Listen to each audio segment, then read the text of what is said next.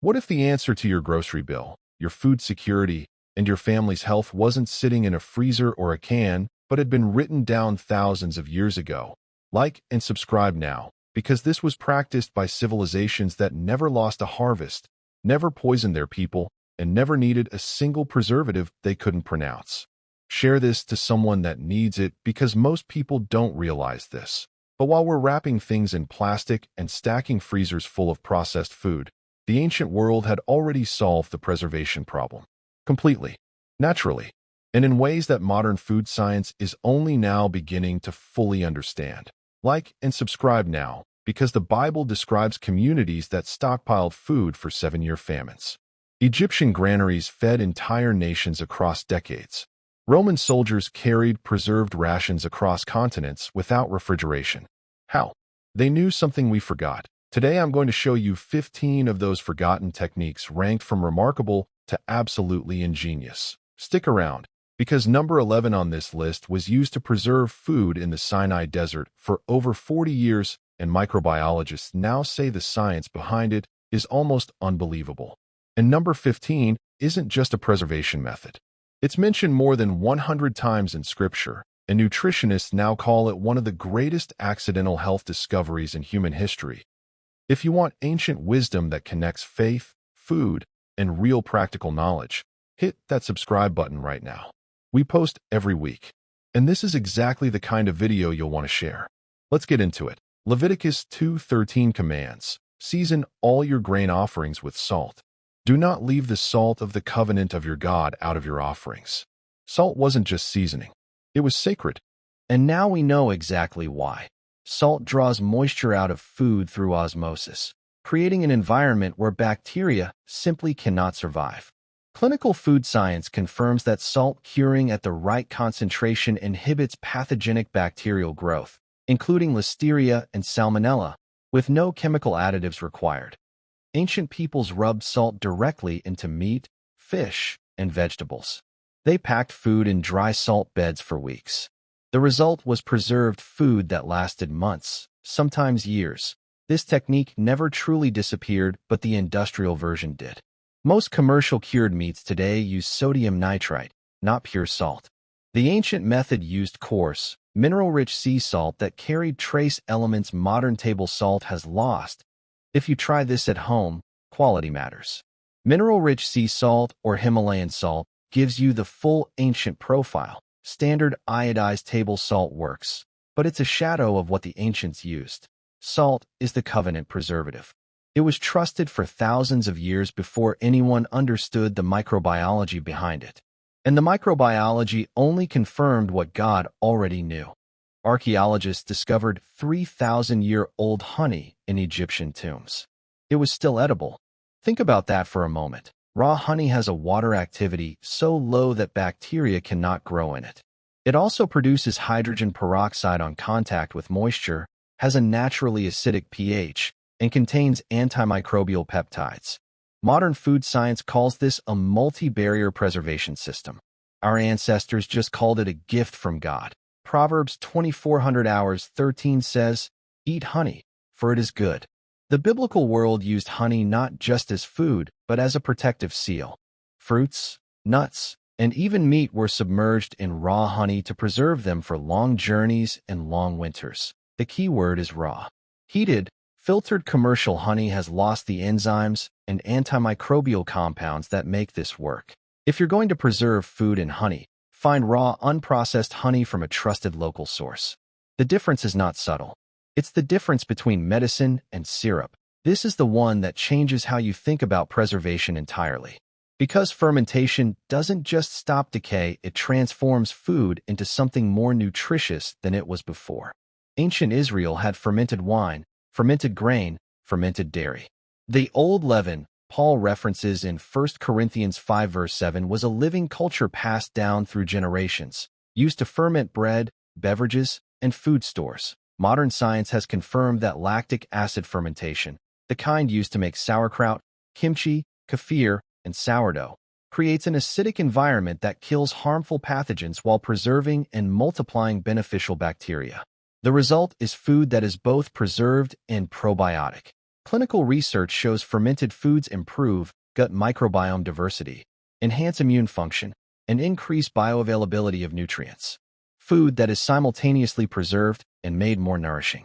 The ancients stumbled onto this not through a lab, but through observation, faith in process, and thousands of years of refinement, a clay jar, salt, water, and time. That is the equipment. The results are foods that last months and feed your gut bacteria while they do it. The Bible references olive oil over 140 times.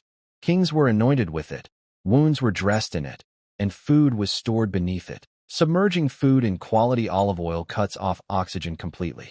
Without oxygen, the aerobic bacteria responsible for spoilage cannot function.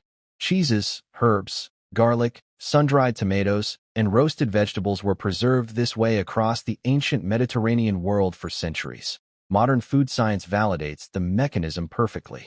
Extra virgin olive oil also contains polyphenol with their own antimicrobial properties, adding a second layer of protection. The oil itself doesn't spoil the food. It creates a sealed, stable, low-oxygen vault. Again, quality is everything here. Cold-pressed extra virgin olive oil is a living, active substance. Refined oil stripped of its polyphenol is just fat. For preservation, you want the real thing. Genesis 41 describes Joseph overseeing the storage of grain across Egypt during 7 years of abundance, preparing for 7 years of famine. The primary technology behind that feat? Drying. Removing moisture from food removes the one thing all spoilage organisms need to survive. Sun-drying figs, grapes into raisins, fish, meat into jerky, and herbs into powders was standard ancient practice across every biblical culture.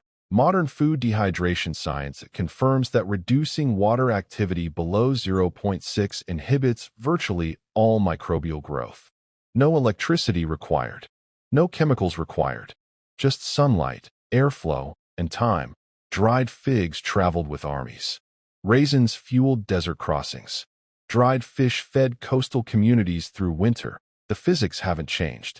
The sun still works exactly the way it always has. Smoke is one of the oldest and most sophisticated preservation technologies humanity ever developed. And it works on multiple levels simultaneously. The heat of smoking reduces moisture. The phenolic compounds in wood smoke have direct antimicrobial effects. The smoke creates a physical barrier on the surface of the food, and the process changes the food's pH to an unfavorable range for pathogens. Ancient peoples smoked fish, game, and domesticated meat over specific wood types not randomly. Different woods produce different phenolic compounds. Oak, apple, and cedar were preferred across multiple ancient cultures, each for understood, if not scientifically named, reasons. Leviticus describes burnt offerings using specific woods. And if you haven't subscribed yet, click that button and ring the bell. This community is built around exactly this kind of rediscovery ancient wisdom that holds up under the light of modern science that I'd love to have you in it. Now let's keep going, because the next 7 techniques are where it gets truly remarkable. Before synthetic wax coatings were sprayed on supermarket produce, the ancient world used beeswax. And it worked for the same reason. A thin coating of beeswax seals the porous surface of fruit and vegetables, dramatically slowing moisture loss and gas exchange, the two primary drivers of ripening and decay. Beeswax is naturally antimicrobial due to its propolis content. It adds zero synthetic chemistry to the food. Modern organic food preservation research has returned to beeswax coatings as a viable alternative to petroleum-based commercial waxes.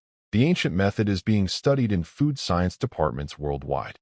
Ecclesiastes 10 verse 1 notes that dead flies corrupt even the finest ointment. The ancients understood that contamination was the enemy of preservation. Sealing was the answer then. It still is. Ancient granaries didn't just store grain. They stored it with purpose-selected herbs layered throughout, lavender, wormwood, bay laurel, and rue among them. These weren't for fragrance. They were insect and fungal deterrents. The volatile compounds in these herbs, camphor, thujone, eucalyptol, are toxic to grain weevils, moths, and the mold spores that ruin stored grain.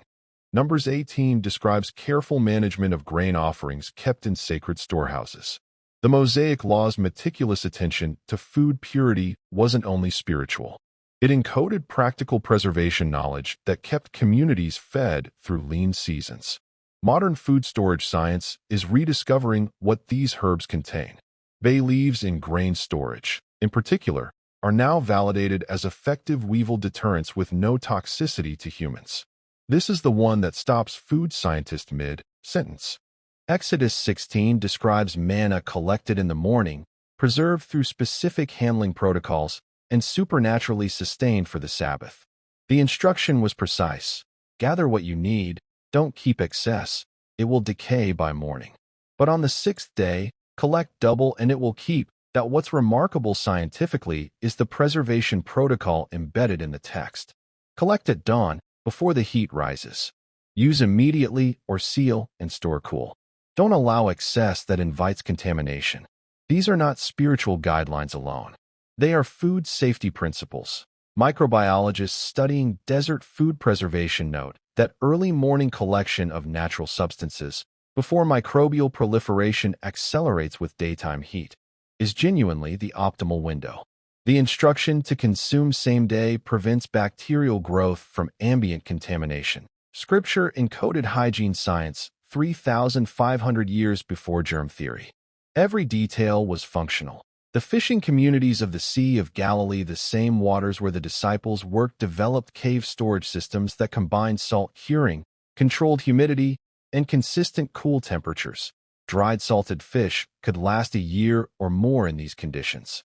Tilapia, sardines, and catfish were processed, salt-packed, and stored in limestone caves where the stable temperature and natural ventilation created near-perfect preservation conditions. Modern controlled atmosphere storage in commercial food facilities uses the exact same principles: temperature stability, humidity management, limited oxygen. The Galilean fishermen built it with stone, salt, and knowledge passed down through generations. The fish Jesus distributed to 5,000 people in John 6 were almost certainly preserved fish from this tradition. Ancient preservation technology fed a miracle. Cooking meat slowly in its own fat and sealing it under a layer of rendered lard was practiced across the ancient world as a primary preservation method. The French later formalized it as confit. But the principle was ancient. Fat is oxygen impermeable. A complete fat seal over cooked meat prevents aerobic bacterial growth completely. The cooked interior is already thermally pasteurized. The fat seal holds that safety in place. Deuteronomy references the richness of fat as a sign of abundance and blessing. The ancient world understood that fat, used properly, preserved life in multiple senses: as caloric reserve, as flavor, and as a literal preservation medium. Properly fat-sealed cooked meat in a cool environment can last weeks without refrigeration. Centuries of European peasant farming depended on exactly this technique through every winter. Paul instructs Timothy in 1 Timothy 5 verse 23 to use a little wine for his stomach. The Good Samaritan pours wine directly into wounds. Wine in Scripture is consistently medicinal, and as a food preservative, it was equally trusted. The alcohol and acidity of wine creates an environment hostile to most food pathogens. Ancient communities stored fruits, herbs, and even meat pieces in wine-based preparations that functioned as preserving mediums. Modern research confirms that wine at even moderate concentrations kills E. coli, salmonella, and several other common food pathogens.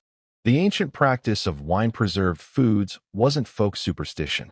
It was accurate applied microbiology, practiced without microscopes. And here is the one that ties everything together. Sourdough live culture. Fermented grain is mentioned throughout Scripture in the concept of leaven.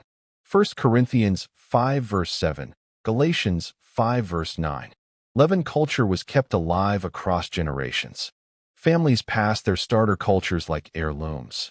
Some sourdough cultures in Europe today are hundreds of years old. What modern microbiology has revealed is staggering. The lactic acid bacteria in sourdough culture don't just leaven bread. They produce natural antimicrobials, lower the bread's pH, break down phytic acid that blocks mineral absorption, predigest gluten proteins, and extend shelf life dramatically compared to unleavened bread. Sourdough bread from a live culture doesn't go moldy the way commercial bread does. The acids produced during fermentation actively inhibit mold. Clinical nutrition studies confirm that the fermentation process makes the minerals in grains significantly more bioavailable. The living culture passed through Scripture. The leaven in the loaf was simultaneously a preservation system, a nutrition enhancer, a digestive aid, and a living inheritance passed from generation to generation. Scientists are only now beginning to understand the full ecosystem inside a sourdough starter. The ancients didn't need to understand it. They just had to keep it alive. 15 techniques. 0 refrigerators. 0 chemicals. 0 expiration dates printed on packages. The people who built the ancient world were not living in ignorance. They were operating under systems of knowledge, some revealed, some discovered, some passed down, that kept entire civilizations fed, healthy, and resilient across centuries. Scripture didn't just preserve spiritual truth. It preserved practical truth. And the two have never been as separate as we were taught to believe. If this opened your eyes even a little, share this video with someone who needs to hear it. The like button helps this reach people who are ready to reclaim this knowledge. And if you're not subscribed yet, this is the community where that reclamation happens every single week. So make sure to hit the subscribe button, because we're just getting started. And the next video goes even deeper. See you there.